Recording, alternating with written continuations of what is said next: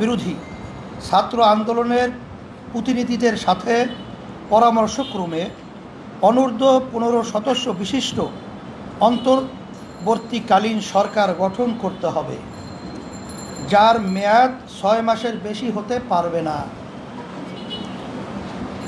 2, অন্তর্বর্তীকালীন সরকারে কেউ পরবর্তী নির্বাচনে অংশ নিতে পারবেন না। 3, গ্রহণযোগ্য তদন্ত কমিশন ও স্বতন্ত্র ট্রাইব্যুনাল গঠন করে জুলাই গণহত্যাকাণ্ডের বিচার করতে হবে।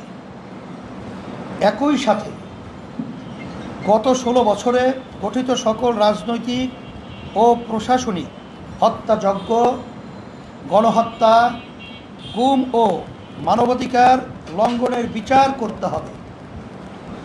তদন্ত সাপেক্ষে আহত নিহত পরিবারকে ক্ষতিপূরণ সহ পুনর্বাসনের ব্যবস্থা করতে হবে। এক্ষেত্রে যে সকল ব্যক্তি বা সংগঠন দোষী সাব্যস্ত হবে তাদেরকে রাজনীতি ও নির্বাচন থেকে স্থায়ীভাবে নিষিদ্ধ করতে হবে।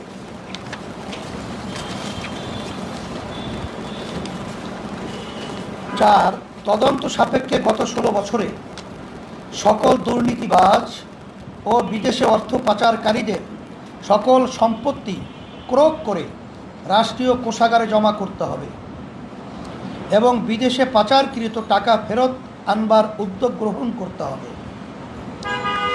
বিগত 16 বছরে যারা ক্ষমতায় ছিলেন তাদের সম্পদের হিসাব দিতে হবে।